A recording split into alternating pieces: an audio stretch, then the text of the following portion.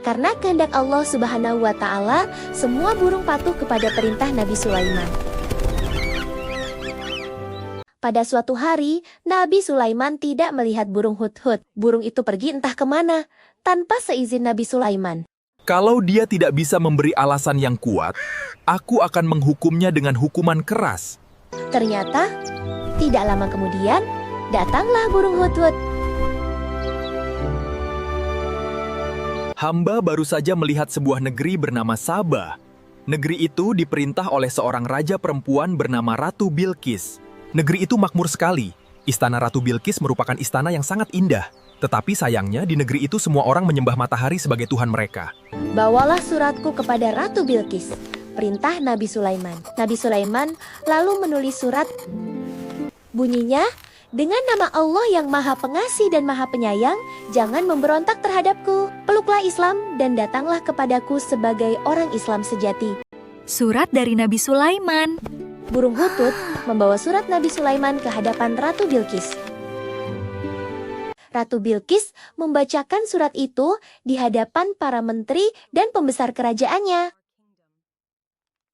Kita mempunyai pasukan yang kuat. Kita akan sanggup bertempur melawan siapa saja, kata seorang menteri. Namun, keputusan untuk itu terserah Baginda Ratu, kata menteri lainnya. Ratu Bilqis tahu, menteri dan hulu balangnya siap bertempur melawan Nabi Sulaiman dan kerajaannya. Namun, Ratu Bilqis tidak menghendaki peperangan. Ia ingin mengadakan kerjasama dengan kerajaan Nabi Sulaiman demi kebaikan bersama dan kemakmuran kedua kerajaan. Ia mengirim utusan kepada Nabi Sulaiman. Utusan itu membawa hadiah berupa emas, intan, berlian, dan segala benda berharga. Nabi Sulaiman telah mengetahui hal itu. Beliau memerintahkan membangun istana yang megah untuk menempatkan utusan Ratu Bilqis. Ketika para utusan tiba, terkejutlah mereka menyaksikan betapa megahnya istana itu.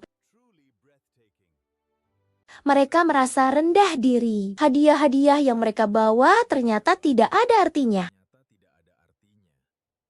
Kembalikan barang-barang itu kepada ratumu, kata Nabi Sulaiman. Ketahuilah, aku telah diberi rezeki yang tidak terhingga oleh Allah. Apa yang dimiliki oleh ratumu tidak sebanding dengan apa yang kumiliki karena berasal dari Allah.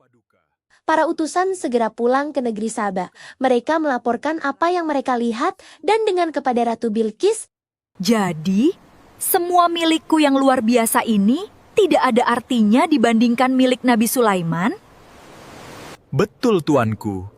Nabi Sulaiman mengatakan, semua itu dari Allah. Ratu Bilqis termangu-mangu. Ia menyembah matahari sebagai Tuhannya, sedangkan Nabi Sulaiman menyembah Allah. Selama ini, Ratu Bilqis menyangka tentaranya yang paling kuat. Tetapi tentara Nabi Sulaiman terdiri dari manusia dan jin yang jumlahnya banyak sekali. Jika mereka datang menyerbu, tentu dengan mudah bisa mengalahkan tentara Sabah. Kita harus segera menghadap Nabi Sulaiman sebelum beliau mengirimkan tentara untuk menyerang. Matahari yang kita sembah ternyata bukan Tuhan yang Maha Kuat. Akhirnya Ratu Bilqis sadar bahwa ia dan rakyatnya keliru menyembah matahari.